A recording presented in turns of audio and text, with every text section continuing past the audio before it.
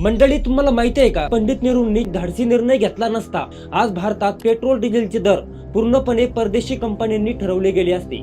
पंडित नेहरूंनी जेव्हा आधुनिक भारताचं स्वप्न पाहिलं त्या काळी भारताकडे स्वतःचं असं काहीच नव्हतं। आपल्याला साधं रॉकेल किंवा डिझेल लागलं तरी परदेशी कंपन्यांकडे हात पसरावे लागायचे।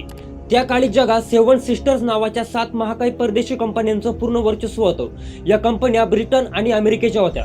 त्यांना भारतात तेल शोधण्यात अजिबात रस नव्हता, कारण त्यांना त्यांचं महागडं तेल भारतात विकून श्रीमंत व्हायचं होतं। नेहरूंना माहित होते की जोपर्यंत भारत स्वतः तेल शोधत नाही तोपर्यंत या कंपन्या भारताला महागड्या दरात तेल विकून लुटत राहतील। ही मक्तेदारी मोडण्यासाठी 2 जानेवारी 1955 रोजी भारतीय भूगर्भीय संरक्षण GSI अंतर्गत एक छोटा तेल आणि वायू विभाग स्थापन करण्यात आला। रशियाची एक टीम भारतात आली।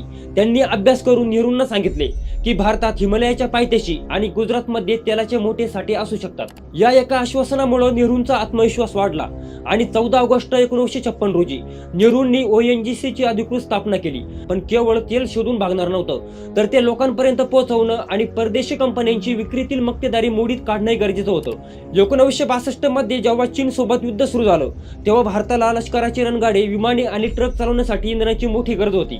रशियाने भारताला मदतीचा हात म्हणून स्वस्त दरात कच्चे तेल पाठवले होते। त्या काळी भारतात बर्मा शेल आणि कल्टेक सारख्या कंपन्या रिफायनरी करत होत्या, पण याच परदेशी कंपन्यांनी ते तेल शुद्ध करायला चक्क नकार दिला। हे देश केवळ तेल विकत नव्हते, तर ते भारताच्या अर्थव्यवस्थेला आपल्या तालावर नाचवत होते। पंडित नेहरूंना हे स्पष्ट दिसत होतं की जोपर्यंत तेल वितरण आणि शुद्धीकरण भारताच्या हातात येत नाही तोपर्यंत आपलं स्वातंत्र्य अपूर्ण आहे। त्यानंतर या आणीबाणीच्या परिस्थितीत नेहरूंनी आपला सर्वात मोठा मास्टर स्ट्रोक खेळला। भारताकडे त्यावेळी डॉलरची खूप टंचाई होती। त्यांनी रशिया आणि रोमानियाच्या मदतीने भारतात सार्वजनिक क्षेत्रातील पहिल्या रिफायनरी उभ्या करण्याचे काम युद्ध पातळीवर सुरू केले।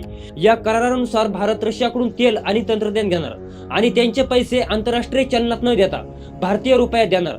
यामुळे भारताचे कोट्यवधी डॉलर्स वाचले।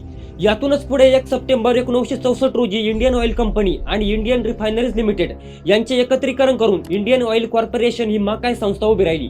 यामुळे तेल शोधण्यापासून ते पेट्रोल पंपावर विक्री करण्यापर्यंतची संपूर्ण साखळी भारताच्या हातात आली। परदेशी कंपन्यांची मक्तेदारी कायमची मोडीत निघाली। एकेकाळी आपल्याला हाकलवून लावणाऱ्या पाश्चात्य जगाला आज भारत दरवर्षी 7 लाख कोटी रुपयाचे शुद्ध तेल विकतोय।